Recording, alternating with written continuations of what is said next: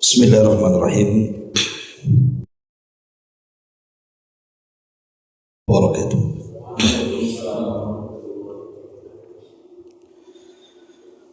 Alhamdulillah. Alhamdulillahilladzi hadana wa kafana wa ja'alana minal muslimin. Asyhadu an la ilaha illallah wahdahu wa asyhadu anna Muhammadan abduhu wa rasuluhu alladzi la nabiyya ba'da. Faqala Allah azza wa jalla: Ya ayyuhalladzina amanu taqullaha haqqa tuqatih wa la tamutunna illa wa antum muslimun. Amma ba'du. Hadirin kaum muslimin yang dimuliakan Allah Subhanahu wa taala. Alhamdulillah, di malam hari ini kita bisa kumpul kembali di tempat yang insyaallah diberkahi ini. Tak lupa juga salawat dan iringan salam kita hadiahkan kepada Rasul kita Nabi besar Muhammad sallallahu alaihi wa ala alihi wasallam. Pembahasan di malam hari ini, karena kita lihat di sosial media, kalau boleh dikata mungkin jadi sesuatu yang sangat viral tentang kejadian yang ada di Amerika sana, tepatnya di Los Angeles, California. Mungkin kita terbayang oleh siapapun, negara yang paling kuat di dunia tidak sanggup untuk mencegah kebakaran yang luar biasa. Apakah ini sebuah azab yang Allah Subhanahu wa taala timpakan kepada mereka, ataukah hanya teguran keras saja yang Allah Azza wa Jalla hendak ditimpakan kepada mereka sebagai ibrah bagi yang lainnya?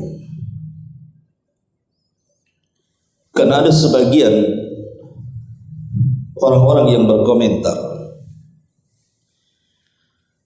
boleh jadi apa yang terjadi di Los Angeles hari ini, kebakaran yang sangat besar sepanjang sejarah Amerika,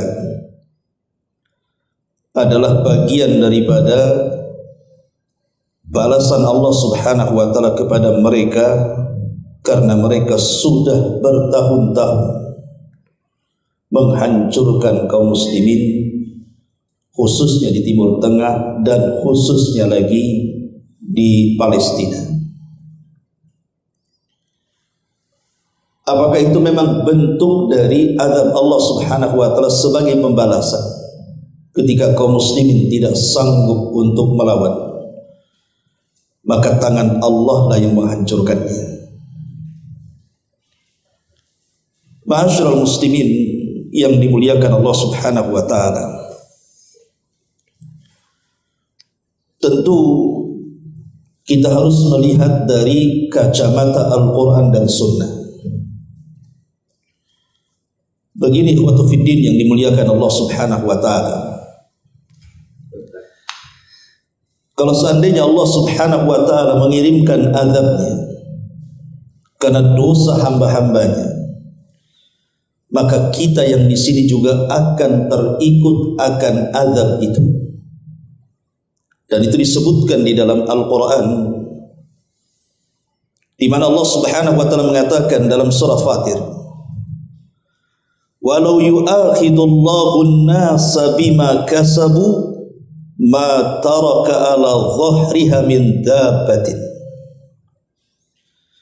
Dan kalau Allah Subhanahu wa taala menghukum manusia karena perbuatan dosa-dosa mereka, niscaya tidak akan ada yang ditinggalkan Allah di bumi dari makhluk yang melata sekalipun. Dan itu diulang dalam ayat yang lain, walau yu'akhidullahu an-nasa bi dzulmihim ma taraka 'alaiha min dabbatin walakin yu'akhiruhum ila ajalin musamma. Dan kalau Allah Subhanahu wa taala menghukum manusia karena kezalimannya, niscaya tidak akan ada yang ditinggalkannya di bumi dari makhluk yang melata sekalipun, tapi Allah menangguhkan mereka sampai batas waktu yang ditentukan. Artinya kalau ini disamakan dengan azab-azab umat terdahulu, kita lihat umat Nuh alaihi salatu wassalam, ketika Allah Subhanahu wa taala turunkan azab kepada mereka, tidak ada satu jiwa pun yang disisakan. Bahkan Nuh alaihi salatu wassalam sampai mengatakan, la tadhar 'alal ardi minal kafirina dayyara. Ya Rabb, jangan kau sisakan satu jiwa kafir pun yang hidup di permukaan bumi. Dan Allah kabulkan. Tidak ada satu manusia yang hidup karena bencana besar, banjir bandang yang diiringi tufan, sehingga Allah lenyapkan semua manusia kecuali yang di perahu Nuh alaihi salatu wassalam saja. Artinya ini kalau berupa azab dari Allah Subhanahu wa taala, tentu kita pun tidak akan tersisa di sini. Lalu kalau bukan azab namanya, berarti ini sebuah teguran keras. Ya, memang secara bahasa kita katakan azab, tapi bukan azab yang menyeluruh. Itu sebuah teguran keras dari Allah Subhanahu wa taala untuk diambil pelajaran bagi yang lain. Dari sini kita jangan pernah menganggap remeh dengan sebuah teguran Allah. Jangan kita katakan, itu kan jauh di sana, ada di Los Angeles, California, Amerika sana, tidak sampai ke Indonesia. Siapa bilang? Justru orang-orang yang diazab oleh Allah Subhanahu wa taala, umumnya mereka adalah orang yang merasa aman dari makar Allah. Makanya Allah Subhanahu wa taala berfirman, afa aminu makrallah fala ya'man makrallah illa al-qaumul khasirun. Maka apakah mereka merasa aman dari makar Allah Subhanahu wa taala? Maksudnya dari azab Allah yang tidak terduga itu. Tidak ada yang merasa aman dari makar Allah kecuali orang-orang yang rugi. Karena bagi seorang mukmin, sekalipun mereka di atas ketaatan kepada Allah Subhanahu wa taala, maka bagi seorang mukmin itu tetap mereka harus dalam keadaan takut akan siksa Allah Subhanahu wa taala, sekalipun mereka di atas ketaatan, apalagi di atas kemaksiatan. Dan itu Allah Subhanahu wa taala gambarkan dalam Al-Qur'an surah Al-Mu'minun ayat 60. Walladzina yu'tuna ma atau wa qulubuhum wajilatun in annahum ila rabbihim raji'un. Dan orang-orang yang memberikan apa yang telah mereka berikan dari ibadah-ibadah kepada Allah Subhanahu wa taala, hati mereka tetap takut. Karena mereka tahu bahwa sesungguhnya mereka akan dikembalikan kepada Rabb mereka. Aisyah Ummul Mukminin radhiyallahu anha bertanya soal ayat ini. Apakah ayat ini berlaku kepada mereka orang-orang yang bermaksiat kemudian bertobat sehingga mereka takut kalau seandainya Allah tidak terima tobat mereka? Maka Rasul mengatakan tidak. Ayat ini bukan ditujukan kepada mereka, tapi ayat ini ditujukan kepada mereka orang-orang yang salat, orang-orang yang berpuasa, orang-orang yang bersedekah, tapi mereka takut kalau seandainya itu semua tidak diterima Allah Subhanahu wa taala. Dari sini Al-Imam Hasan Al-Basri rahimahullahu taala mengatakan, al-mu'min ya'mal bi ta'ati wa huwa mushfiqun wajilun khaifun, wal fajir ya'mal bil ma'asi wa huwa amin. Kata Imam Hasan Al-Basri rahimahullahu taala, seorang mukmin itu beramal taat tapi hatinya penuh dengan ketakutan.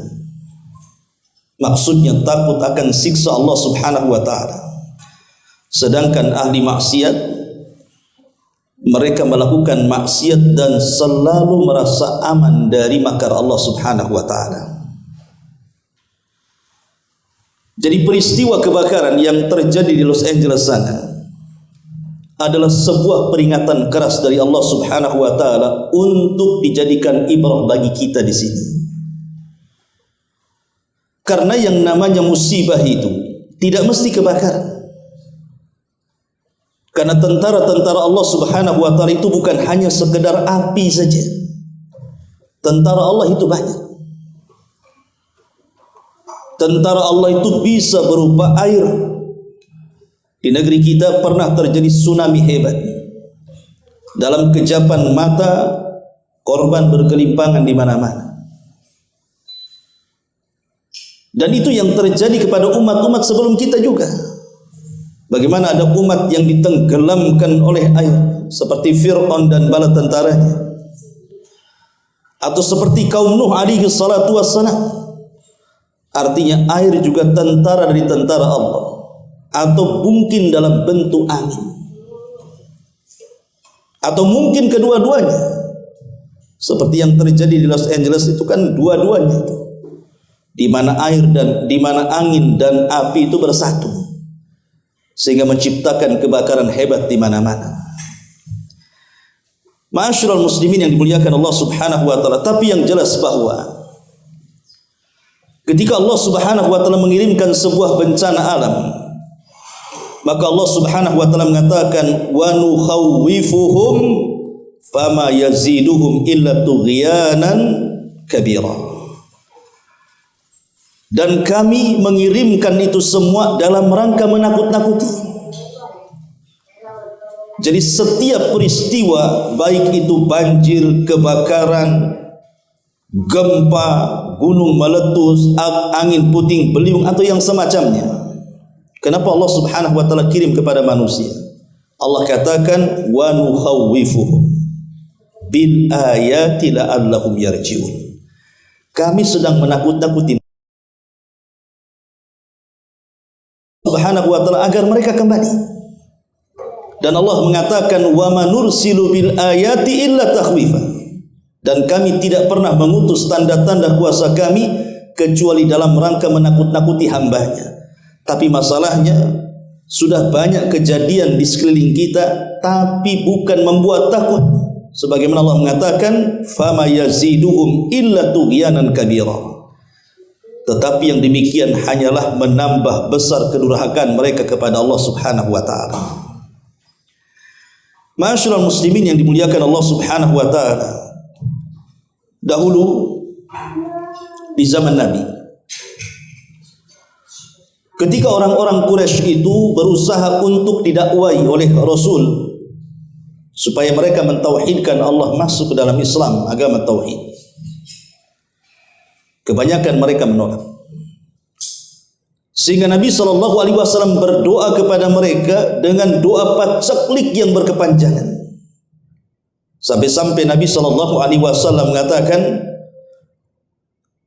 dalam doanya, ya Allah, berikanlah paceklik seperti paceklik yang pernah terjadi di zaman Nabi Yusuf. Itu doa Nabi itu. Karena Nabi yang berdoa mustajab. Betul-betul terjadi paceklik yang luar biasa, sampai sebagian mereka harus memakan kulit-kulit dedaunan dan akar-akaran karena tidak ada yang dimakan lagi. Kelaparan di mana-mana. Abi Sufyan yang ketika itu masih kafir datang kepada Nabi dan meminta kepada Nabi SAW dan mengatakan, ya Muhammad, bukankah engkau Nabi yang diutus sebagai rahmatan lil alamin, membawa rahmat bagi segenap alam semesta? Berdoalah kepada Allah Subhanahu wa taala agar paceklik ini dihentikan. Karena paceklik ini membuat orang lemah dan kelaparan, sampai ketika sebagian mereka melihat ke langit seolah-olah penuh dengan asap tebal di langit. Dari situ Allah Subhanahu wa taala turunkan ayat fartakib yauma ta'tis sama bidukhanim mubin yaghshan nas hadza adzabun alim rabbana kshif anna al-adzab inna mu'minun anna lahumudz dzikra wa qad ja'ahum rasulun mubin summa tawallaw anhu wa qalu mu'allamun majnun. Maka tunggulah hari ketika langit membawa kabut yang sangat nyata yang meliputi manusia. Inilah azab Allah yang sangat pedih. Mereka berdoa, ya Rabb, kami lenyapkanlah dari kami azab itu, sungguh kami akan beriman. Bagaimanakah mereka dapat menerima peringatan padahal telah datang kepada mereka seorang Rasul yang membawa penjelasan. Kemudian mereka berpaling dan mengatakan bahwa dia Muhammad hanya pengajar yang gila saja. Lah ketika paceklik terjadi di zaman Nabi SAW itu, kemudian Rasul berdoa, akhirnya kemudian betul-betul dihilangkan. Tetapi apa yang terjadi, bukannya mereka beriman kepada Allah Azza wa Jal, justru mereka malah kufur dan tambah-tambah kufurnya. Jadi ada manusia itu yang ditakut-takuti oleh Allah Subhanahu wa taala. Mereka tidak takut. Boleh jadi mungkin kejadian yang terjadi di Los Angeles sana, bagi orang-orang yang ada di sana, mungkin mereka mengalami ketakutan yang luar biasa. Dan itu juga pernah dialami negeri kita dengan berbagai macam musibah yang terjadi di negeri kita. Harusnya semua ini menjadikan pelajaran bahwa Allah mengirimkan itu semata-mata sebagai teguran keras bagi mereka yang merasakan. Harusnya mereka bertobat. Lah bagi kita yang tidak merasakan, jadikan itu pelajaran besar bahwa musibah itu bisa saja menimpa kita, karena tidak boleh kita merasa aman dari makar Allah Subhanahu wa taala. Wa makaru makran wa makaru makran wa makarna makran wallahu khairul makirin. Mereka manusia boleh berbuat makar, tapi kami punya makar, kata Allah, dan sebaik-baik makarlah makar Allah Subhanahu wa taala. Lalu apa penyebabnya? Kalau itu bukan sebuah pembalasan dari Allah Subhanahu wa taala, karena Amerika sudah mendalangi semua peristiwa dan kejadian yang berlaku di Timur Tengah. Hancurnya Afghanistan, hancurnya Irak, hancurnya Suriah, kemudian Gaza dan segala jenis genosidanya. Maka ini kembali kepada ayat Al-Quran surah Ar-Rum ayat 41 dan 42. Allah Subhanahu wa taala mengatakan, "Dhaharal fasadu fil barri wal bahri bima kasabat aydin nas liyudhiqahum ba'dal ladzi 'amilu la'allahum yarji'un." Telah tampak kerusakan di daratan dan di lautan, itu disebabkan karena perbuatan tangan manusia. Allah hendak agar mereka merasakan sebagian dari akibat perbuatan mereka, agar mereka kembali ke jalan yang benar. Jadi kebakaran itu karena ulah mereka sendiri, karena ulah tangan-tangan mereka sendiri. Makanya kalau kita melihat Nabi SAW dalam hadis Aisyah radhiyallahu anha itu, Nabi itu kalau ada angin kencang, angin yang sangat kencang sekali dan nampak akan membahayakan, maka Nabi SAW ketakutan kemudian berdoa. Apa doanya? Allahumma inni as'aluka khairaha wa khaira ma fiha wa khaira ma ursilat bihi wa a'udzubika min syarriha wa syarri ma fiha wa syarri ma ursilat bihi. Itu doa Nabi. Jadi kalau ada angin kencang itu Rasul takut. Kemudian langsung menengadahkan tangannya ke langit dan mengatakan, "Ya Allah, aku meminta kepadamu akan kebaikan angin ini."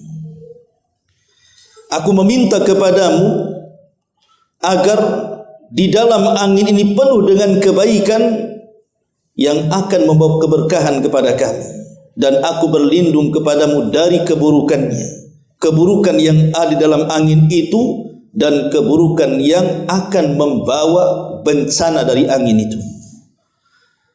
Ketika itu Aisyah radhiyallahu anha bertanya pada Nabi sallallahu alaihi wasallam dan mengatakan, "Ya Rasulullah, kenapa engkau berdoa seperti itu?"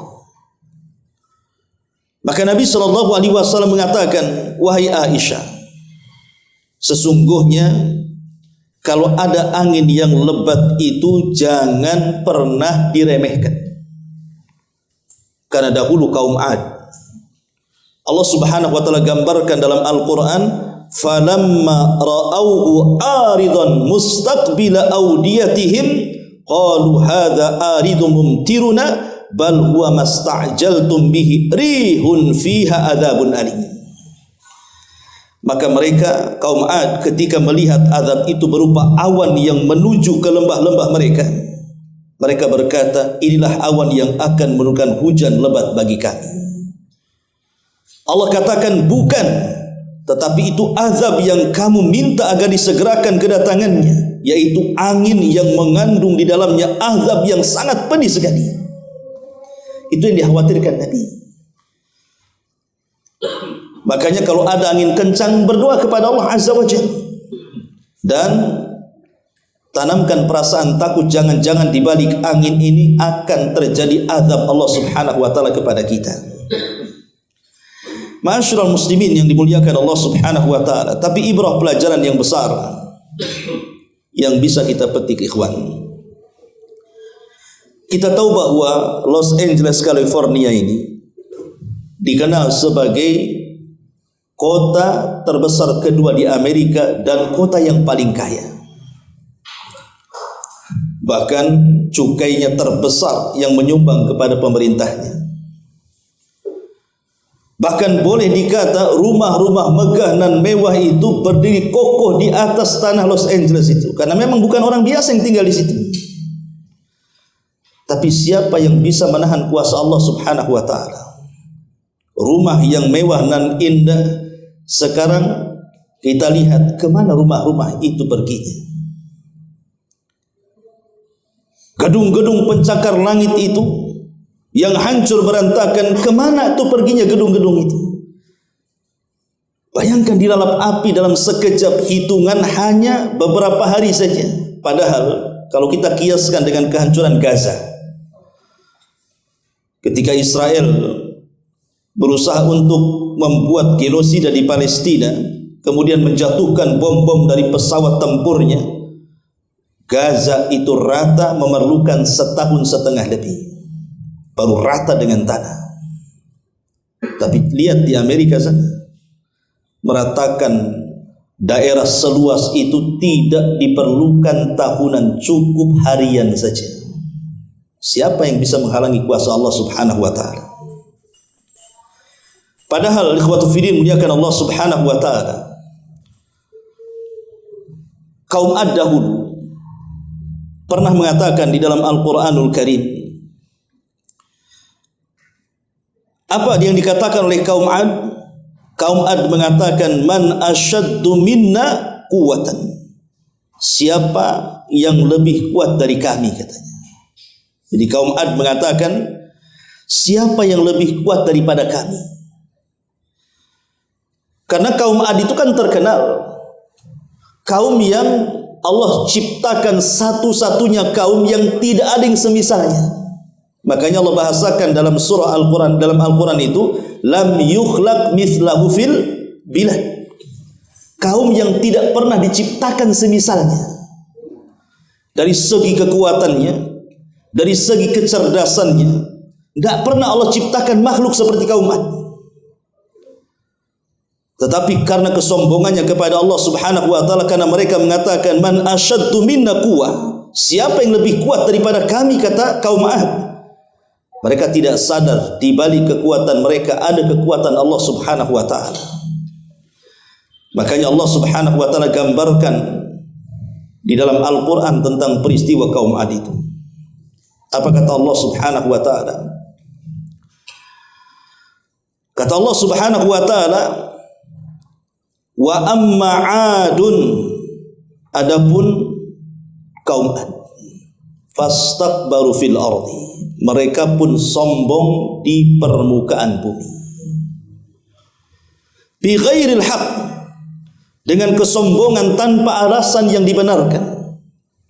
Wa qalu, dan mereka mengatakan, man asyaddu minna quwwah, siapakah yang lebih besar kekuatannya dibandingkan kami? Sekarang apa yang digembar-gemborkan oleh Amerika sana? Kata-kata ini selalu diulang-ulang oleh pemimpin-pemimpin mereka kan, dan sudah menjadi kebiasaan mereka.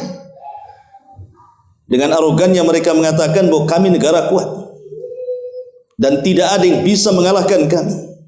Bahkan presiden yang terpilih mengatakan dalam hitungan bulan sebelum saya dilantik bahwa saya akan membuat neraka di Timur Tengah. Itu kan kesombongan namanya. Persis seperti kaum Ad. Dia merasa sombong seolah-olah dia bisa menjadikan neraka di Timur Tengah kan. Apa yang terjadi? Maka Allah mengatakan, awalam yaro annallaha alladzi khalaqahum wa asyaddu minhum quwwah. Dan mereka tidak memperhatikan bahwa Allah yang menciptakan mereka jauh lebih kuat dibandingkan mereka. Wa kanu bi ayatina yajhadun, dan mereka mengingkari akan tanda-tanda kekuasaan kami. Coba apa yang terjadi? Belum lagi dilantik, beberapa hari dari ucapan itu, ternyata Allah buat neraka jahanam di Los Angeles sana. Neraka jahanam dunia. Yang kalau kita lihat mereka membuat film-film Hollywood tentang kiamat itu, seperti itulah apa yang mereka filmkan. Terjadi dalam sebuah kenyataan kan. Lah kata-kata itu menunjukkan kesombongan. Dan Allah Subhanahu wa ta'ala tidak suka dengan kesombongan. Makanya Allah kirimkan bencana yang sangat besar itu akibat ulah kesombongan mereka. Dalam sebuah ayat, kalau kita baca dalam surah Yunus 24, Allah Subhanahu wa ta'ala berfirman,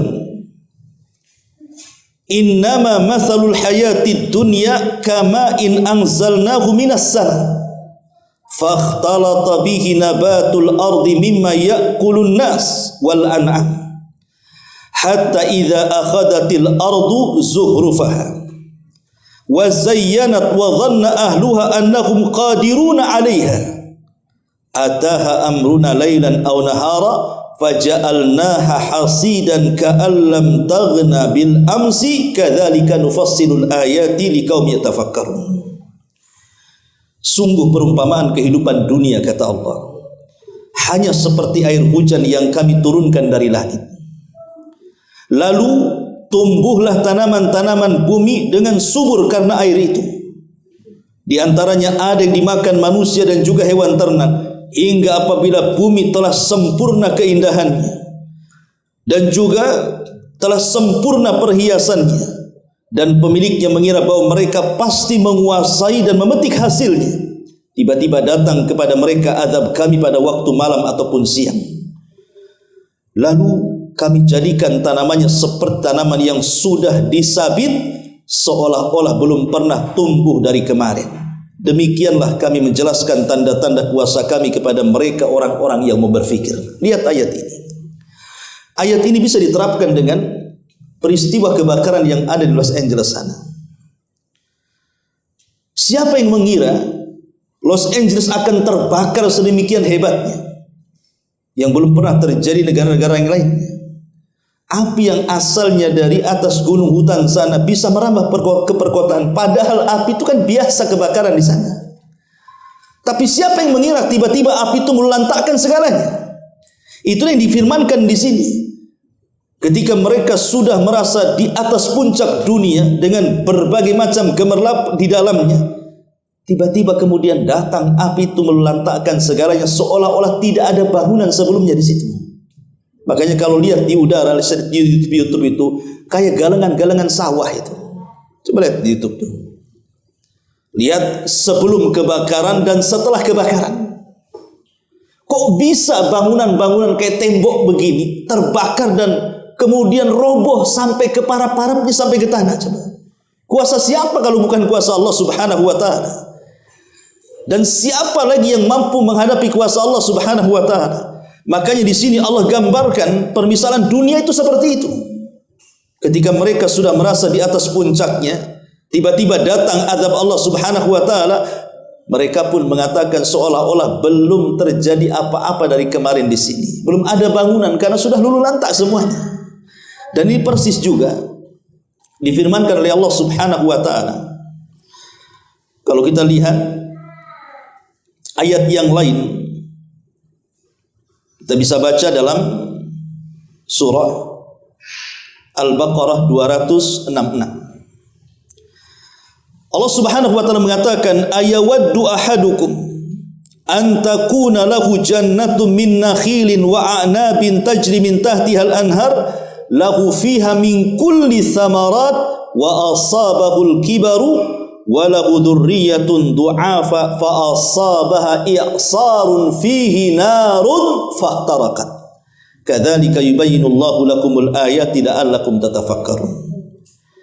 Adakah di antara kalian yang ingin memiliki kebun kurma, kebun anggur yang dialiri sungai-sungai di bawahnya, dan dia memiliki segala macam buah-buahan di dalam kebun itu, lalu dia telah tua renta dan memiliki keturunan yang masih kecil-kecil, kemudian kebunnya ditiup angin keras yang mengandung api, lalu terbakarlah habis kebun itu. Demikianlah Allah menerangkan ayat-ayatnya kepada kalian agar kalian berfikir.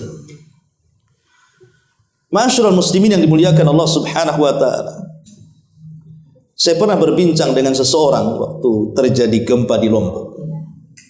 Nah, kebetulan saya 1 bulan juga waktu kejadian di Lombok. Jadi ada orang yang tinggal di atas bukit. Dia mengatakan, Pak, saya tidak mengira akan terjadi gempa seperti ini. Saya sudah investasikan semua kekayaan saya membangun rumah di sini. Saya beli kebun di sini. Tapi setelah kejadian peristiwa gempa itu, roboh semuanya dan seolah-olah saya tidak mau tinggal lagi di sini.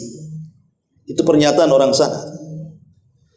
Boleh jadi apa yang dikatakan orang ini juga persis dengan yang dialami saudara-saudara kita mungkin yang ada di sana, yang mungkin terkena gempa atau kebakaran atau apalah namanya dari musibah-musibah dunia ini.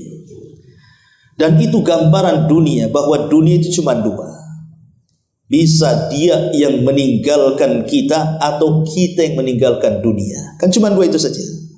Dunia meninggalkan kita atau kita yang meninggalkan dunia. Coba bayangkan ya, gedung-gedung pencakar langit, rumah megah, habis semuanya.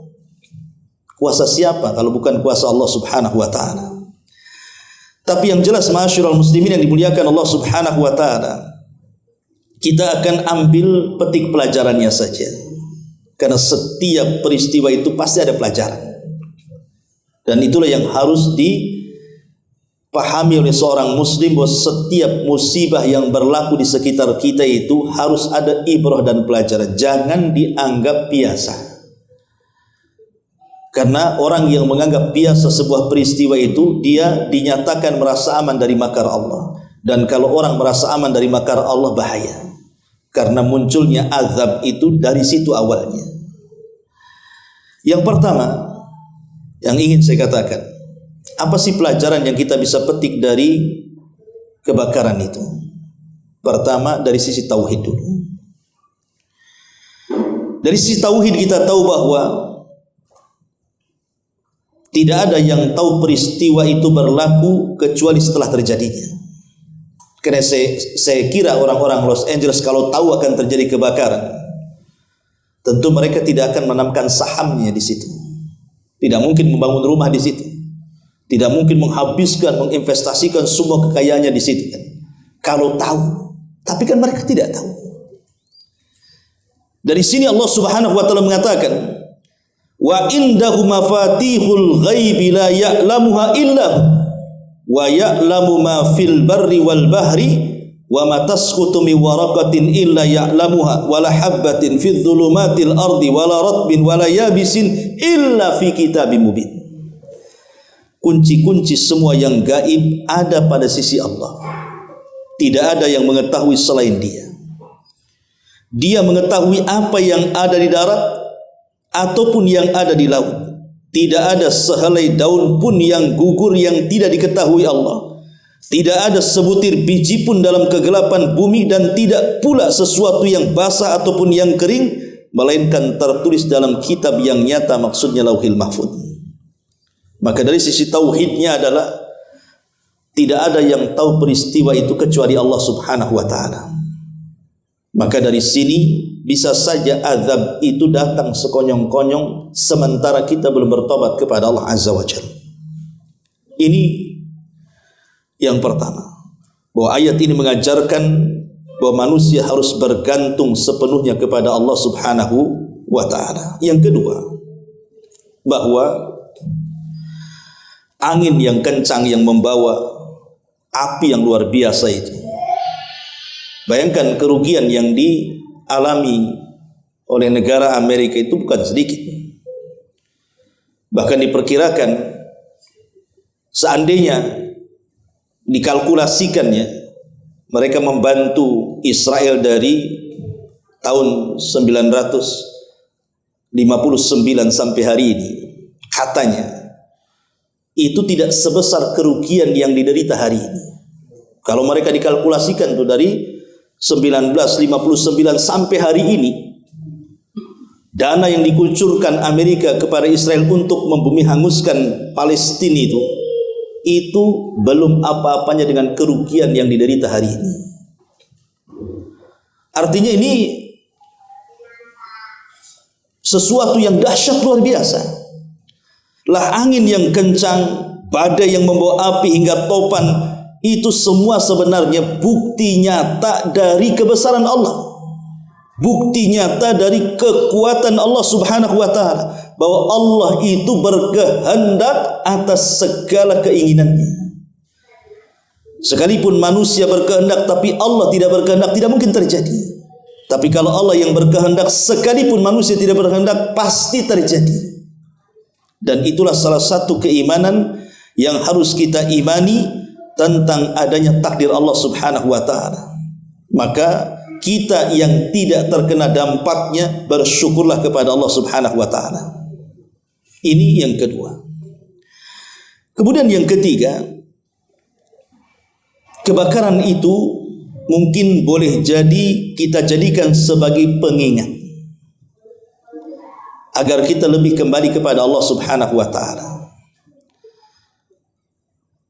agar kita tidak sombong dan congkak kepada Allah Azza wa Jalla. Lihat ketika Allah mengatakan dalam surah Al-A'raf ayat 133, fa arsalna alaihimut tufan, sampai kepada ayat fastakbaru wa kanu qauman mujrimin. Maka kami kirimkan kepada mereka tufan, angin yang mematikan. Tetapi mereka tetap menyombongkan diri dan mereka adalah kaum yang berdosa. Jadi jangan sampai kemudian pelajarannya bagi kita adalah musibah-musibah yang terjadi di sekeliling kita itu tidak menjadikan ibrah dan pelajaran. Kenapa Fir'aun ditenggelamkan? Itu karena kesombongannya. Kenapa kaum Ad juga ditenggelamkan? Itu karena kesombongannya. Maka jangan pernah sombong di hadapan kekuasaan Allah Subhanahu wa ta'ala.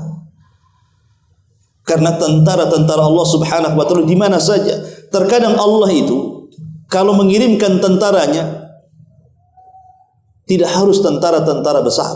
Contoh umpamanya kaum Sabah. Kenapa kaum Sabah dihancurkan Allah? Dan dengan apa kaum Sabah dihancurkan coba? Dengan tikus.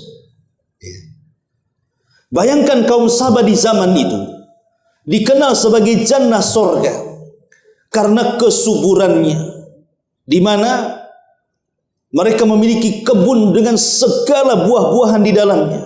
Tidak ada satupun hewan-hewan yang mengganggu dalamnya. Tidak ada ular, tidak ada kecoa, tidak ada kalajengking, tidak ada semut, tidak ada nyamuk, tidak ada apa-apa masuk ke dalam kebun itu.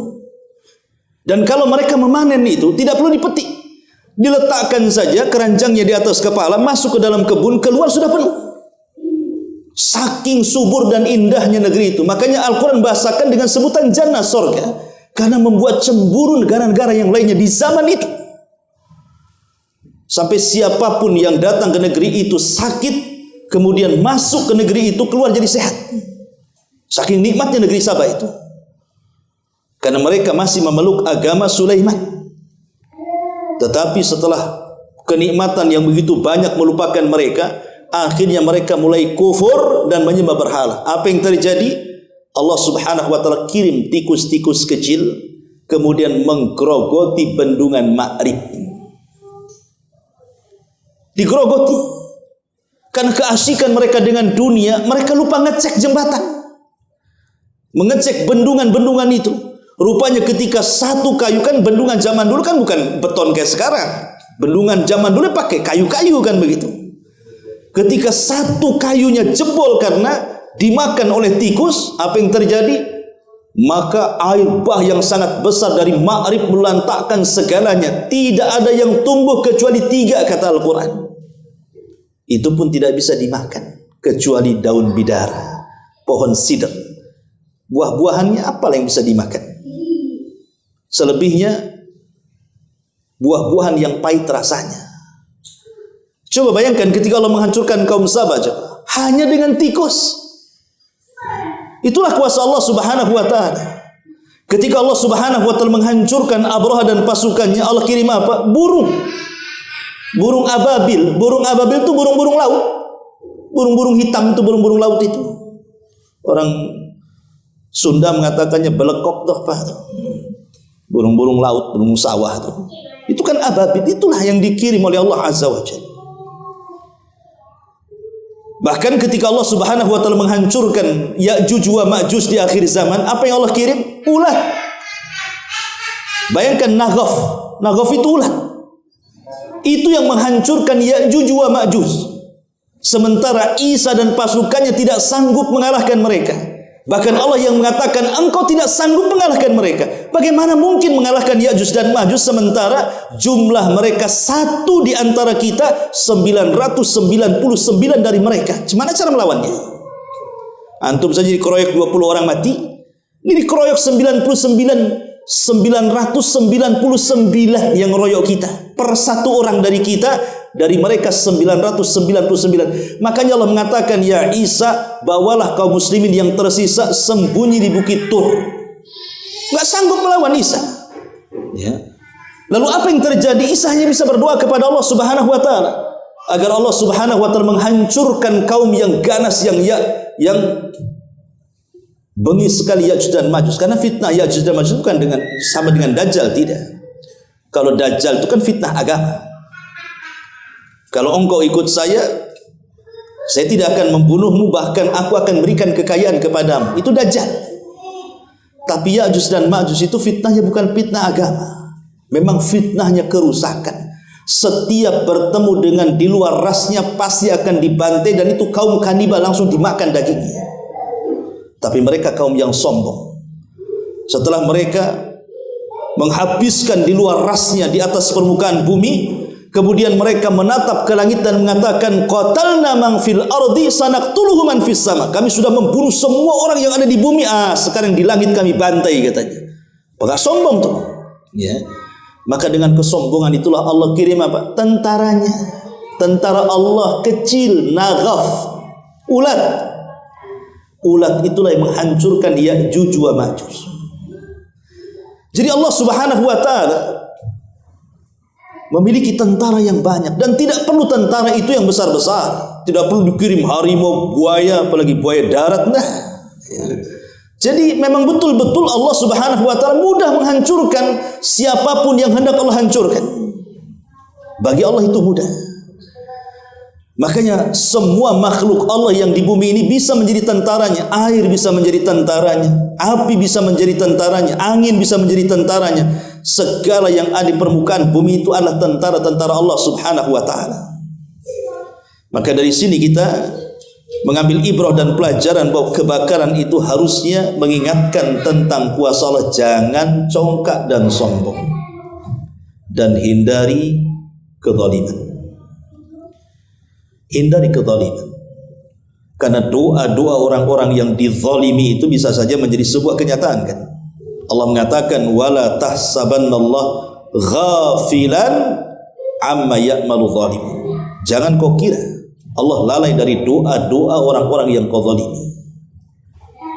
Seorang gubernur Madinah, Khalid Al-Burmuki, di zaman Khalifah Harun Ar-Rasyid, ditangkap dan dimasukkan ke dalam sel penjara dengan anaknya karena kasus korupsi. Akhirnya dicaci maki semua manusia di zamannya. Anaknya dalam penjara mengatakan kepada ayahnya Al-Burmuki dan mengatakan, wahai bapak, dulu kami di atas kemuliaan, manusia memuliakan, menghormati, memuji, dan begitulah kondisi kita dulu. Tapi sekarang kenapa mereka menghinakan kita dan kita masuk dalam kubangan penjara? Apa kata Al-Burmuki kepada anaknya? Ya bunai, da'watul madhlum. Boleh jadi ini doa orang-orang yang kita zalimi semasa kita berkuasa. Boleh jadi ini doa-doa orang yang dizalimi yang melesat ke langit sana. Karena ingat bahwa doa-doa orang yang dizalimi, ikhwan, walaupun yang dizalimi itu orang kafir, tetap doa orang kafir yang terzalimi itu mustajab di hadapan Allah. Allah akan berdiri di samping orang yang dizalimi walaupun dia kafir. Bukan karena kekafirannya Allah berdiri di situ, tapi karena Allah tidak suka dengan kezaliman dan Allah suka dengan keadilan. Itu alasannya. Allah tidak suka dengan kezaliman, Allah suka dengan keadilan. Makanya kenapa azab itu bisa turun kepada kita? Jangan-jangan itu doa-doa orang yang dizalimi. Bisa saja kemudian melesat ke langit dan Allah kabulkan. Boleh jadi ketika mungkin orang-orang Palestina yang digenosida itu, mereka mengangkat tangannya ke langit dan mengatakan, ya Rabb, tampakkan kekuatan, kami lemah di hadapan Amerika sana umpamanya. Bisa saja ini salah satu bentuk mustajab doa. Allah kabulkan doanya. Allah kirim bencana yang luar biasa. Tapi apakah kita harus berbahagia? Sehingga kita lihat kalau di komen-komen YouTube itu, wah kami senang dengan berita seperti ini. Kan banyak kan di komen-komen. Coba lihat di YouTube itu, di komen-komen itu. Sampai ada bahasa, saya tidak pernah merasa senang melihat musibah kecuali kebakaran di Los Angeles katanya. Itu baca tuh itu hampir semua tuh komen-komen kayak gitu. Boleh nggak kita bahagia dengan seperti itu? Ikhwan, ya, kita harus duduki masalahnya. Bencana alam di Amerika itu bukan hanya terkena orang-orang kafir saja loh. Ada saudara-saudara kita muslim di sana. Dan tidak semua orang kafir yang ada di sana itu mereka mendukung genosida. Buktinya terjadi demo. Banyak orang-orang kafir yang mereka akhirnya tidak bekerja, keluar kantor, cuti, ikut demo menentang pemerintahnya untuk tidak lagi mengirim persenjataan ke Israel Raya, kan begitu. Kan tidak semua orang kafir juga setuju. Banyak yang mereka tidak setuju kan. Banyak kok di antara mereka tidak setuju. Begitu juga orang Islam di sana. Ada yang betul-betul muslim, memang mengecam tidak boleh ada pembantaian dengan saudara-saudara di Palestina. Tapi ada juga muslim yang jahat. Bahkan mereka berani bayar pajak untuk membantai saudaranya. Terikut dengan budaya orang-orang kafir di sana kan. Kalau itu terjadi, musibah itu kepada mereka orang-orang kafir yang memang harbi. Ya, harbi itu maksudnya yang memerangi kaum muslimin, membantai kaum muslimin. Maka kita katakan kita senang dengan peristiwa ini. Kalau itu terjadi kepada orang kafir harbiah, kafir yang jelas-jelas melakukan genosida kepada saudara kita. Tetapi kepada orang-orang kafir yang mereka bukan harbi, mereka justru menentang, atau mungkin juga di situ ada kaum muslimin yang membela saudara di Palestina, kemudian terjadi seperti ini, apa kita bahagia? Kan tidak. Ya. Maka kita tidak boleh kemudian langsung menghukumi secara umum kan itu. Wah, saya bahagia melihat kebakaran ini katanya. Tidak pernah seumur umur saya bahagia kecuali hari ini katanya. Nggak bisa kita katakan seperti itu. Lihat siapa yang jadi korban dulu di situ. Karena secara umum yang namanya kemanusiaan itu, kita tidak menginginkan satu dunia ini ada musibah. Kita tidak menginginkan. Justru kita doakan mereka dapat hidayah, kan begitu. Lihat Nabi SAW ketika disakiti oleh orang-orang Taif, dilempari batu lagi, sampai berdarah-darah lagi, lari 2 mil, sampai kemudian sembunyi di kebun kurma Mughirah. Ketika datang malaikat Jibril membawa 2 penjaga bukit, apa kata malaikat Jibril? Wahai Muhammad, di samping kiri kananku ada 2 malaikat bukit, tinggal kau perintahkan keduanya, maka mereka akan mengangkat 2 bukit untuk menghancurkan siapapun yang menentangmu. Tinggal kau perintahkan saja. Tapi Rasul mengatakan, Allahumma hdi biqaumin fa innahum la ya'lamun. Ya Allah, berikan hidayah kepada mereka, karena mereka kaum yang tidak tahu. Ya. Jadi harus dirinci, itu maksudnya. Bahagia ya bahagia kalau terjadi kepada kafir harbi, kepada kafir yang memang membantai kaum muslimin. Tapi kepada kafir yang tidak seperti itu, atau di situ ada orang-orang yang beriman, kaum muslimin dari saudara-saudara kita yang hidup di negeri sana, tidak mungkin kita bahagia. Kasihan, yang ada kita bela sungkawa lah, kan begitu. Bagaimana kalau posisi mereka di posisi kita, kan gitu. Ma'asyiral muslimin yang dimuliakan Allah Subhanahu wa taala, ini kan di antara pelajarannya juga. Kemudian yang keempat, bahwa dampak keserakahan dan ketidakadilan terhadap alam ini juga salah satu pemicu musibah besar kenapa alam ini mengamuk karena perintah Allah Subhanahu wa taala. Karena Allah yang mengatakan wala tufsidu fil ardi ba'da islahiha. Dalam surah Al-A'raf ayat 56 Allah mengatakan, janganlah kamu berbuat kerusakan di bumi setelah Allah ciptakan bumi dengan baik. Dan Allah juga mengatakan, wa ma kana rabbuka liyahlikal qura bidzulmihim wa ahluha muslihun. Rabbmu tidak akan membinasakan negeri-negeri itu secara zalim selama penduduknya berbuat baik. Ya. Artinya selama penduduk negeri itu berbuat baik, tidak mungkin Allah kirimkan azab dan bencananya. Tapi ketika penduduk negeri itu sudah mulai rusak, congkak dan sombong, disitulah Allah kirim azabnya. Makanya ketika Nabi SAW menyebutkan bahwa di antara umatku ini akan terjadi 3 perkara, khasfun wa mashun wa qadfun. Kata Rasul, umatku akan terjadi khasfun. Khasfun itu apa? Kalau melihat ke atas berarti gerhana, kalau melihat ke bawah berarti gempa. Itu namanya khasfun. Ya. Kemudian wa qadfun. Qadfun itu artinya angin yang membawa batu, seperti yang terjadi angin puting beliung mengangkat segala-galanya di bumi kemudian ditumpahkan kembali, itu disebut qadfun namanya. Kemudian yang ketiga maskhun. Manusia dirubah wataknya, jasadnya manusia tapi akhlaknya binatang. Lah Aisyah radhiyallahu bertanya kepada Rasul, kapan itu terjadi? Kan ini kan sudah terjadi semuanya di zaman sekarang, kan di zaman itu kan belum. Di zaman Nabi belum, tapi di zaman sekarang kan 3-tiganya sudah tuh. Gempa ya iya, gerhana ya kemudian juga puting beliung di mana-mana, watak-watak manusia seperti binatang ya sudah banyak, kan itu. Maka Nabi SAW mengatakan, kalau sudah tampak 3 perkara, kata Rasul. Apa itu? Yang pertama al-ma'azib yang melalaikan, musik-musik, penyanyi-penyanyi, biduan-biduan wanita yang melalaikan dari agama. Kemudian yang kedua, peminum-peminum arak dan khamr. Peminum-peminum arak dan khamr. Dan yang ketiga, penghalalan sutra dan zina. Ini kalau sudah terjadi, 3-tiganya akan ditimpakan. Dan 3-tiganya sudah ditimpakan hari ini. Artinya bahwa musibah-musibah itu tidak mungkin terjadi kecuali kalau rusak, kan begitu. Karena umumnya musibah itu diturunkan oleh Allah karena maksiat. Ingat ketika Nabi SAW pernah mengumpulkan orang-orang muhajirin. Kemudian Nabi SAW mengingatkan tentang 5 perkara.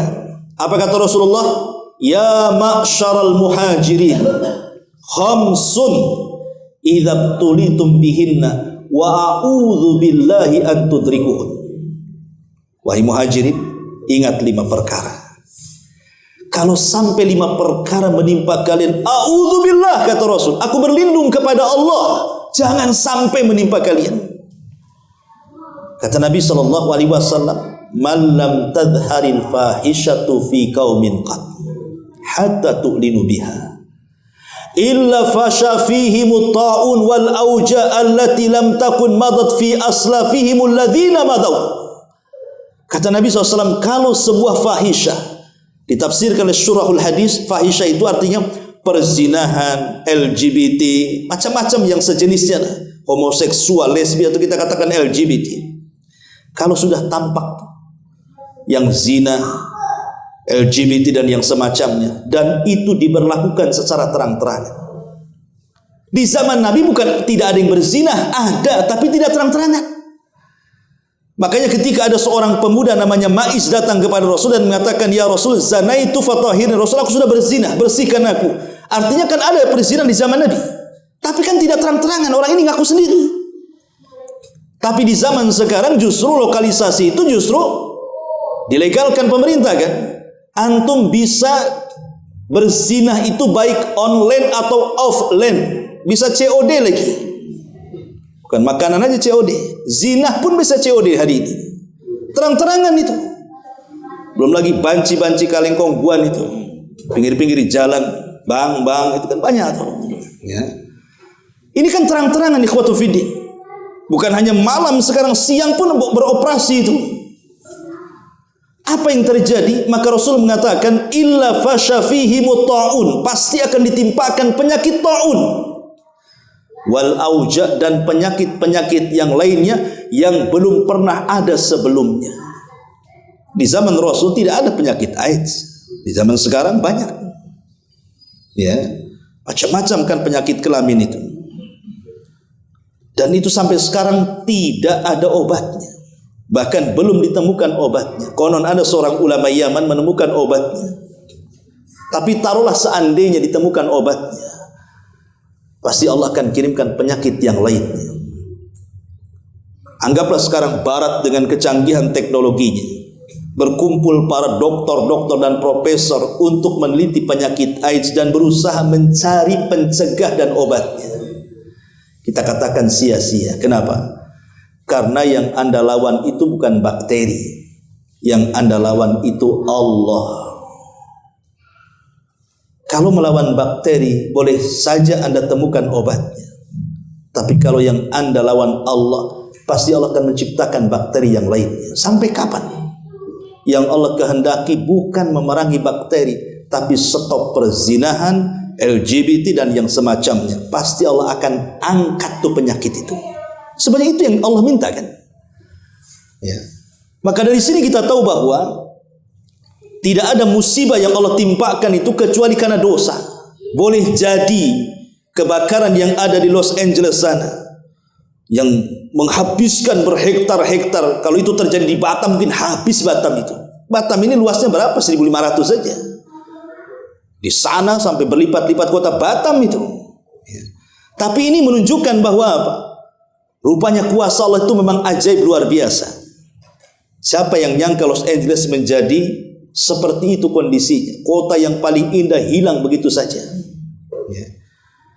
Ma'asyiral muslimin yang dimuliakan Allah Subhanahu wa taala, maka hikmahnya adalah dampak keserakahan dan ketidakadilan, maksiat di mana-mana. Itulah yang menjadikan kenapa azab Allah Subhanahu wa taala timpakan. Yang kelima, hikmahnya adalah tentu yang tertimpa musibah, ya disitulah ada hikmah sabar dan hikmah syukur kan. Bagi mereka yang tertimpa sabar, bagi kita yang tidak tertimpa bersyukur. Karena dua perkara inilah yang banyak memasukkan orang ke surga. Sabar itu separuh Islam, syukur itu separuh Islam, dan kalau digabungkan sempurnalah Islam. Makanya kenapa Allah Subhanahu wa taala hanya menyebut dua kata dalam meminta pertolongan kepada Allah. Wasta'inu bis sabri was salah. Maksud salat di sini apa? Syukur. Mintalah pertolongan kepada dengan sabar dan syukur, gitu maksudnya. Karena salat itu bentuk syukur kita kepada Allah. Ketika Rasul pecah-pecah kakinya gara-gara salat. Kalau kita pecah-pecah kakinya gara-gara jalan kaki. Kalau Rasul ya pecah-pecah karena sholat kan itu. Ketika ditanya oleh Aisyah, Rasul, sudahlah, kau sudah sepuh, cukupkan yang wajib-wajib. Bukankah dosamu sudah diampuni yang telah, yang sedang, dan yang akan datang? Apa kata Rasul? Ya Aisyah, afala akunu abdan syakur. Salahkah saya menjadi hamba yang bersyukur? Jadi mintalah pertolongan Allah dengan sabar dan syukur. Sabar apabila ditimpa musibah, syukur apabila diberikan nikmat oleh Allah Subhanahu wa taala. Kemudian yang keenam, bahwa musibah-musibah yang terjadi itu semua adalah ketentuan yang sudah digariskan oleh Allah di Lauhil Mahfuz. Allah mengatakan, kun lan yusibana illa ma kataballahu lana huwa maulana wa 'alallahi falyatawakkalul mu'minun. Allah mengatakan dalam surah At-Taubah 51, tidak akan menimpa kami melainkan apa yang telah ditetapkan oleh Allah bagi kami. Dialah pelindung kami, dan hanyalah kepada Allah orang-orang yang beriman harus bertawakal. Artinya kalau kita ditimpa musibah, maka berjalanlah dengan takdir, pasti tenang. Kalau kita kena musibah nih, coba berjalan dengan takdir. Bahwa sebelum Allah menciptakan langit dan bumi 500 tahun itu, musibah yang kita derita hari ini sudah dicatat oleh Allah. Apa masalahnya? Sudah dicatat semuanya. Berjalan dengan takdir. Karena musibah itu tidak mungkin ditimpakan kepada orang yang tidak sanggup memikulnya. Allah itu kalau menurunkan musibah pasti disesuaikan dengan kemampuannya. Cuman setan aja yang datang memberikan was-was kepada kita sehingga kita putus asa. Kalau kita sebenarnya mau menghadapinya pasti bisa, karena Allah tidak pernah menzalimi hambanya. Allah itu ketika menurunkan musibah pasti disesuaikan dengan kemampuan hambanya. Semakin kuat imannya, semakin berat ujiannya. Semakin cetek imannya, maka semakin rendah juga ujiannya. Ya. Begitu memang ujian itu disesuaikan dengan kadar keimanan hambanya. Maka ini juga diantara hikmahnya. Kemudian yang ketujuh. Ya. Yang ketujuh, bahwa sifat sombong, ujub, takabur, besar kepala atau apa namanya, maka itu sebab terbesar munculnya azab Allah Subhanahu wa taala. Karena tadi di mukadimah sudah saya katakan bagaimana seorang pemimpin Partai Republik, Donald Trump, yang sudah masyhur kan, artinya ini kan viral, trending topik di medsosnya, bagaimana dia menjanjikan neraka di Timur Tengah. Kalau seandainya orang-orang Hamas tidak menyerahkan sandera itu katanya, dan tidak menyerah kepada tentara Zionis Yahudi, maka kami akan jadikan neraka bukan hanya Palestina. Dia mengatakan Timur Tengah. Artinya bukan hanya Palestina, termasuk semua di Timur Tengah. Itu kesombongan macam mana lagi? Kalau bukan sombong apa namanya? Itulah sombong. Dia merasa bahwa dia sanggup untuk menghancurkan segalanya. Yang punya alam ini Allah, bukan dia. Bisa saja Allah kemudian ketika mungkin Amerika mengirimkan senjatanya, macet pula senjatanya. Tidak mustahil bagi Allah Subhanahu wa ta'ala. Allah mampu segalanya. Bahkan di akhir zaman dijelaskan para ulama bahwa manusia itu perang akan kembali ke pedang, tombak, unta dan segalanya. Karena alat-alat itu sudah tidak berfungsi. Itu akan terjadi di akhir zaman. Tidak ada yang mustahil bagi Allah Subhanahu wa ta'ala. Kenapa dia sombong seperti itu? Dan itu selalu menjadi ucapannya yang nyeleneh. Dan terulang-ulang kalimat-kalimat sombong seperti itu. Ya, sehingga wajar. Allah ingin buktikan sebelum kau buat neraka di sana, Allah buat neraka di negeri engkau sendiri. Dan terbukti kenyataannya. Ya. Ma'asyiral muslimin yang dimuliakan Allah Subhanahu wa ta'ala. Ya, ini juga harus dipahami, karena kalau kita lihat juga adab-adab umat sebelumnya itu dikarenakan sombong. Kaum Ad sombong, kaum Tsamud sombong, Fir'aun sombong, Namrud sombong. Kemana mereka semuanya? Mereka diazab oleh Allah Subhanahu wa ta'ala. Bahkan Namrud, tahu Namrud? Tidak tahu lah, nggak ketemu kan. Tapi yang jelas kisah Namrud ini, dia raja penguasa dunia, ikhwan. Kalau Fir'aun itu raja penguasa Mesir. Tapi Namrud ini dunia. Kekuasaannya itu hampir separuh dunia, Namrud ini. Bagaimana Allah Subhanahu wa ta'ala menghancurkan Namrud? Allah kirim satu nyamuk. Bukan banyak nyamuk. masuk ke lubang hidungnya, bersarang 40 tahun di kepalanya. Selama 40 tahun dia sakit kepala, disiksa dengan nyamuk dan tidak bisa dikeluarkan dari otaknya. Sehingga setiap hari kalau sudah merasakan sakit, dia minta kepada pembantunya untuk memukulkan dengan sandalnya di kepalanya. Karena setiap hari dipukul sandal mati gak nanya. Coba aja antum dipukul sandal hari-hari kepalanya, apa gak mati? Itulah si Namrud. Allah hinakan seperti itu. Nah itu karena kesombongan, kecongkakan besar kepala kan itu. Seolah-olah di atas dia tidak ada lagi. Di atas langit ada langit lagi. Kekuatan manusia itu belum seberapa dengan kekuatan Allah Subhanahu wa taala. Kemudian juga yang nomor 8, dengan adanya musibah, seorang muslim akan mengetahui tentang betapa besarnya nikmat Allah Subhanahu wa taala.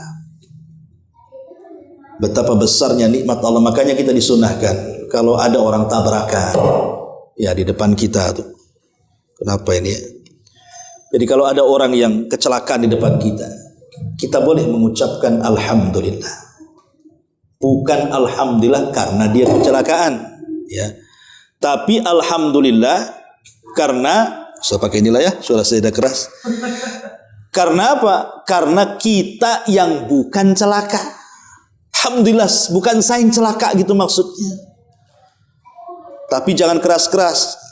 Kedengaran pula sama orang yang celaka. Alhamdulillah. Kurang ajar kan itu. Maksudnya alhamdulillah itu karena bukan kita pelakunya di situ. Kita bersyukur kita tidak celaka. Dengan kita melihat kebakaran di sana, alhamdulillah Indonesia tidak gitu maksudnya. Kita bersyukur dengan nikmat. Terkadang kita ini lupa akan nikmat itu dan baru ingat setelah dicabutnya. Baru nikmat setelah dicabutnya itu. Waktu sehat masih jalan kaki itu ya, masih bisa ke sana kemari, lupa dengan kepengajian. Udah setruk di rumah, ingat pula pengajian di sini. Rindu saya katanya. Waktu sehat kemana? Udah setruk pula pengen datang ke sini pula. Ya.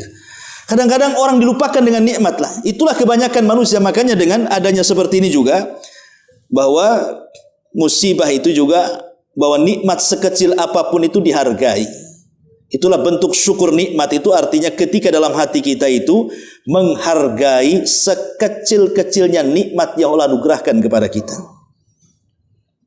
Apalagi nikmat itu besar seperti pandangan, pendengaran, otak, kaki, tangan. Waktu sehat itulah gunakan di jalan Allah Subhanahu wa taala. Karena di antara kufur nikmat itu mempergunakan nikmat tidak sesuai dengan keinginan pemberi nikmat. Allah Subhanahu wa taala. Allah menginginkan mata kita melihat yang halal, kita arahkan pula ke yang haram. Allah menghendaki telinga kita mendengar yang dihalalkan, kita dengarkan pula kepada yang diharamkan, dan begitu seterusnya. Ya.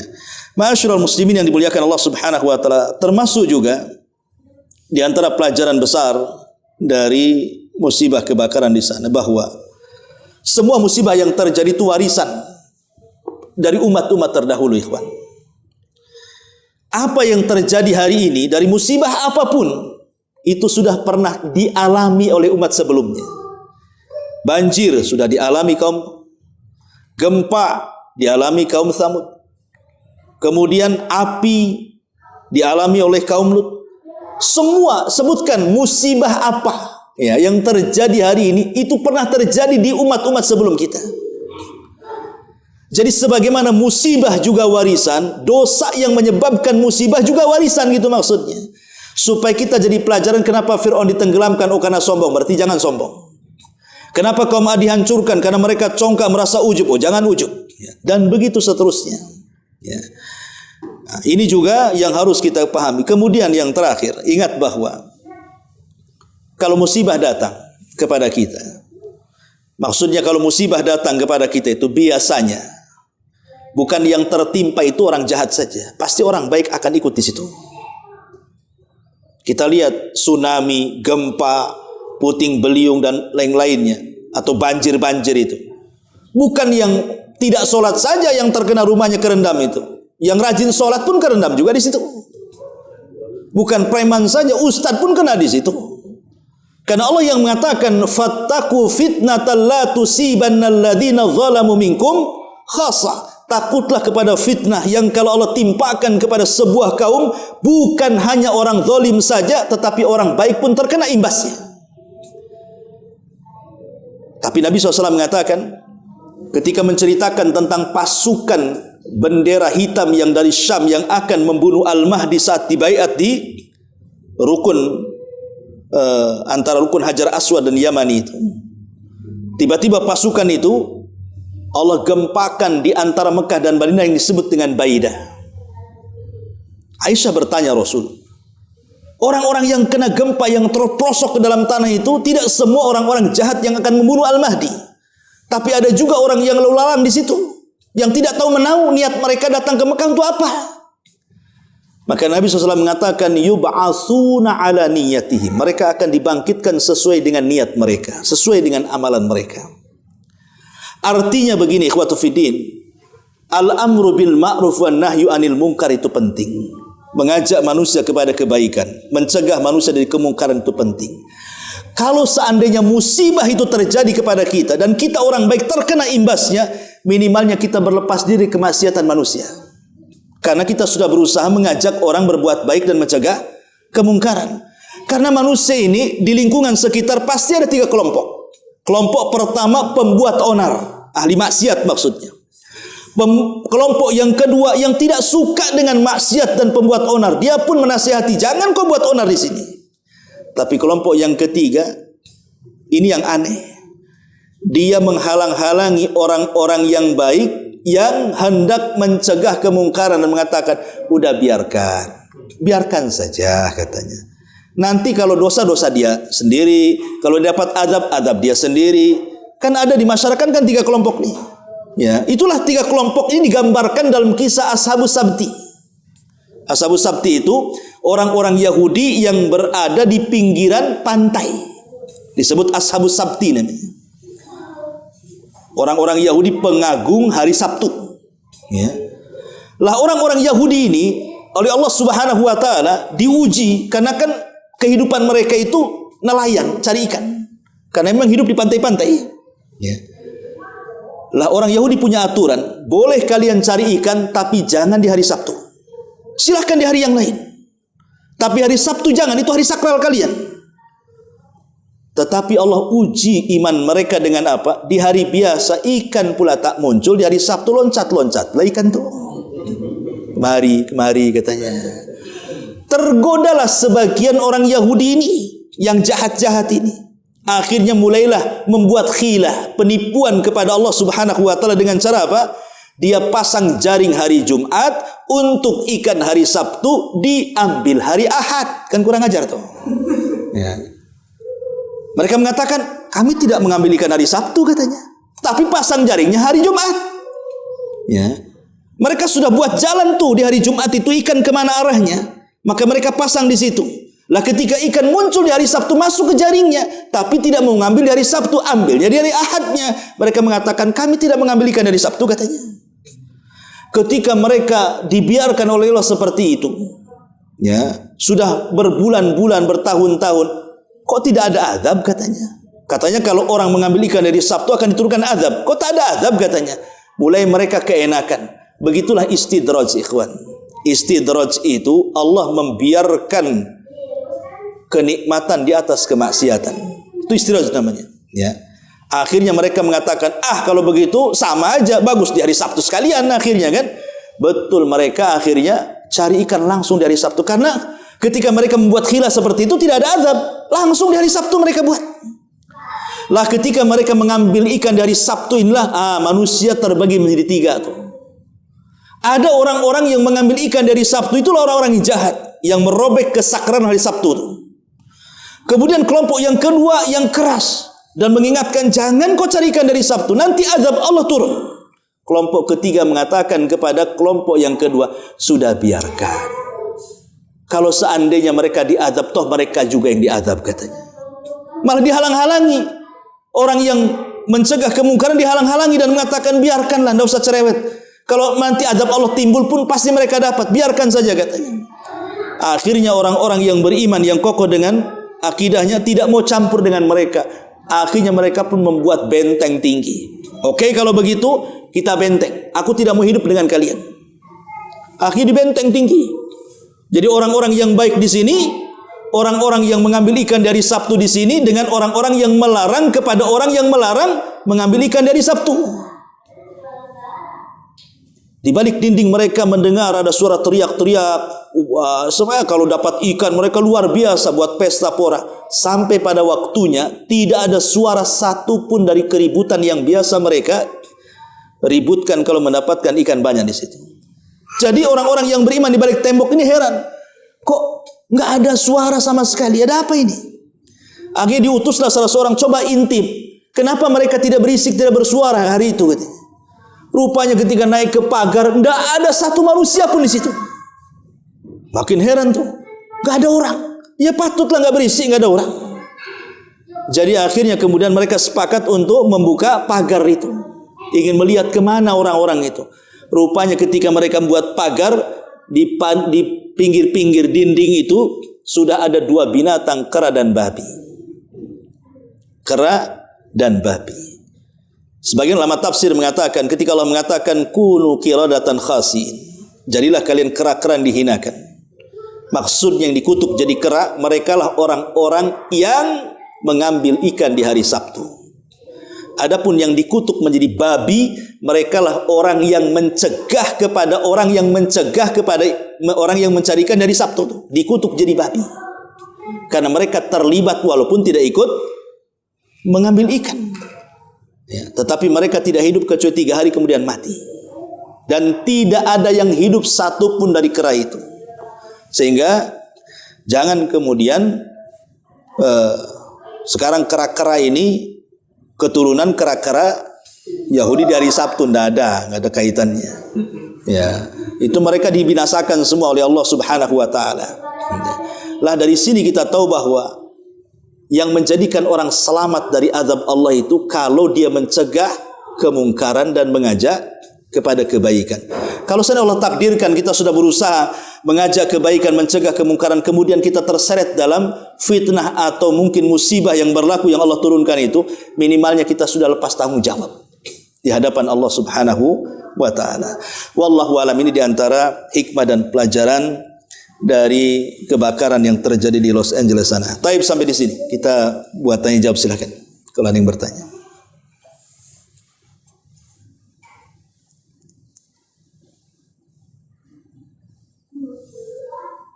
Ya. Kan ada hadis atau riwayat yang bilang ketika di suatu kampung itu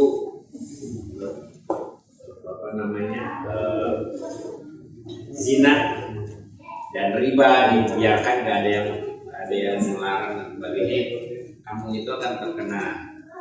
Mereka sudah menghalalkan diri mereka dengan azab Allah. Ya, hadis itu sahih. Yang nggak melakukan pun kena juga. Artinya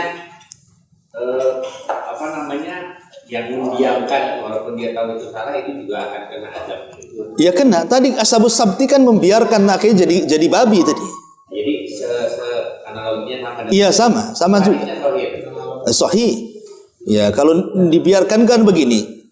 Kata Rasul mengatakan, permisalan orang-orang yang mengingkari kemungkaran dengan orang-orang yang tidak mengingkari kemungkaran, kata Rasul, itu seperti kapal yang lantai 2, lantai 1 dengan lantai 2. Ya. Kata Rasul begitu, seperti kapal 2 lantai. Ya. Kapal ini sedang berlayar di pantai. Orang-orang yang di atas, ya, orang-orang yang di atas, mereka pun senang untuk mengambil air kan, dari atas senang. Ya. Sehingga orang-orang yang di bawah itu kan terkurung.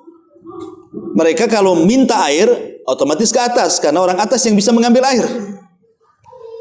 Jadi karena mereka merasa bosan, kasihan ganggu terus orang-orang yang di atas, katanya.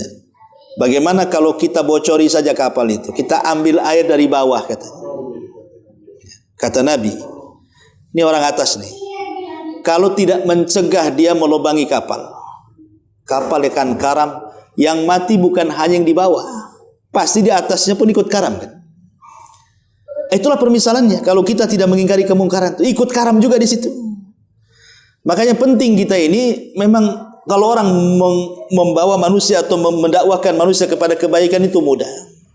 Sholatlah, kan enak itu. Tapi kalau mencegah kemungkaran itu agak berat memang. Ada orang preman-preman lagi judi, kita bubarin di situ umpamanya kan. Berat, apalagi orang lagi mabuk, megang botol, kita perlu dikeprak botol dia. Jadi memang agak berat mengingkari sebuah kemungkaran itu. Makanya kenapa kemudian al-amru bil ma'ruf wa nahyu 'anil munkar ini dua kalimat yang tidak bisa dipisahkan. Ya, kalau kita mengajak manusia kepada kebaikan, cegah juga kemungkaran di situ. Karena mengajak kebaikan saja tidak cukup. Semua orang bisa mengajak manusia kepada kebaikan, tapi tidak semua orang yang mampu mengajak manusia kebaikan dia mampu mencegah kemungkaran. Makanya ketika Rasul menyebutkan afdalul jihad, seutama-utama jihad itu apa? Kalimatul haq inda sultanil jair. Kalimat yang hak yang kita sampaikan kepada penguasa yang zalim.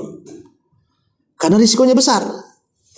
Kalau kita kritik pemerintah, besar kan? Kalau antum kritik saya nggak ada masalah. Coba kritik presiden. Ya, besar, nanti ada konsekuensinya kan. Tapi itu kalimat yang hak, yang disampaikan dalam bentuk nasihat ya. Bukan dalam bentuk yang lainnya, dalam bentuk nasihat. Ya, dari sini pentingnya seorang itu al-amru bil ma'ruf wa nahyu 'anil munkar. Karena kenapa orang-orang Nabi Daud melaknat Bani Israel? Kan Bani Israel kan dilaknat atas lisan Nabi Daud. Salah satunya karena mereka tidak mengajak manusia kepada kebaikan dan tidak mencegah dari kemungkaran. Karena orang Yahudi kan terkenal suka menutup-nutupi kebenaran kan. Contoh memang di zaman Nabi. Ada orang Yahudi berzina. Sementara kita tahu bahwa ketika Rasul hijrah ke Madinah, mereka harus mengikuti piagam Madinah. Karena itu sudah kesepakatan piagam Madinah itu. Baik Yahudinya ataupun Muslimnya, pokoknya harus ikut piagam itu. Dan itu undang-undang Islam, piagam itu. Jadi ketika orang Yahudi berzina, ya harus ikut juga undang-undang itu kan. Rajam kalau sudah menikah. Kalau belum menikah ya dicambuk 100 kali, diasingkan setahun. Jadi orang Yahudi ini datang ditegur oleh Nabi SAW bahwa rajam bagi orang yang berzina itu bukan ada dalam Quran saja, bahkan dalam kitab kalian juga ada, kata Rasul. Tiba-tiba orang Yahudi mengatakan, mana ada katanya. Nggak ada katanya. Kata Rasul, kalau gitu ambil kitab kalian. Diambilnya Taurat, dibaca di hadapan Rasul. Ketika dia megang Taurat, jadi bagian rajam itu ditutup sama jempol dia. Begini. Ya. Kata orang Yahudi, mana ada ayat rajam katanya. Ditutup tuh sama jempolnya. Lah kebetulan di samping Rasul ada tokoh Yahudi yang masuk Islam namanya Abdullah ibn Salam dan mengatakan irfa yadaka, angkat tanganmu katanya. Pas diangkat, itu ada, kan kurang ajar dia. Dia tutup dengan jempolnya. Itulah kebiasaan orang Yahudi. Mereka itu menutupi kebenaran. Ya, mereka menutupi kebenaran. Soal kebenaran Nabi SAW itu sudah terang benderang bagi mereka, dia seorang Nabi. Buktinya Abdullah ibn Salam masuk Islam. Tapi karena hasad mereka tidak beriman kepada Rasul. Salah satu contohnya adalah kisah Huyai ibn Akhtab. Huyai ibn Akhtab itu kan tokoh Yahudi. Dia membawa saudaranya namanya Yasir dan mengatakan, wahai Yasir, saya dengar orang yang ngaku Nabi dari Mekah sudah sampai di Kubah katanya. Ayo kita intai sesuaikan dengan ciri-ciri yang kita baca. Pagi-pagi buta Huyai ibn Akhtab dengan Yasir berangkat dari kota Madinah ke Kubah. Ya. Kemudian dipantaunya Nabi SAW selama di Kubah itu. Rupanya ciri-cirinya persis seperti yang ada dalam kitab mereka. Jadi di sore hari Huyai bin Akhtab dengan Yasir pulang. Jadi Yasir berdialog dengan Huyai ini. Ya Huyai, ahuwa katanya. Apakah memang dia itu maksudnya?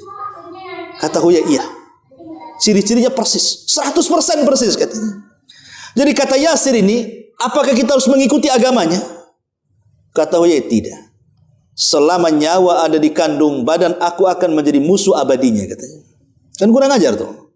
Dia meyakini Nabi SAW Nabi, tapi dia ingkari dan mengatakan selama nyawa di kandung badan, aku akan menjadi musuh abadinya sampai mati.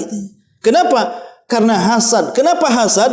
Mereka tidak terima ketika mereka beratus-ratus tahun menunggu kelahiran seorang Nabi akhir zaman yang mereka kira itu turunan dari Bani Israel, rupanya keluar dari Bani Ismail. Mereka nggak terima lah kan gitu. Disangkanya Nabi itu akan lahir dari tubuh mereka, turunan mereka Bani Israel. Karena kita tahu bahwa Nabi-Nabi itu kan rata-rata Bani Israel kan. Setelah ditunggu-tunggu ratusan tahun, kenapa dari Bani Ismail, dari orang Arab muncul? Itulah yang hasadnya mereka. Sehingga Allah katakan ya'rifunahu kama ya'rifuna abna'ahum. Padahal mereka mengenal Nabi yang akan lahir itu persis seperti anak-anak mereka. Tapi apa yang terjadi? Mereka menyembunyikan kebenaran. Itulah orang-orang Yahudi sampai hari ini. Ya, mereka suka menyembunyikan kebenaran. Wallahu a'lam bishawab. Ya, saya kira cukup sampai di sini. Mudah-mudahan ada manfaatnya. Subhanallah bihamdika, asyhadu an la ilaha illa anta astaghfiruka. Baik, Allahu ta'ala alam. Assalamualaikum.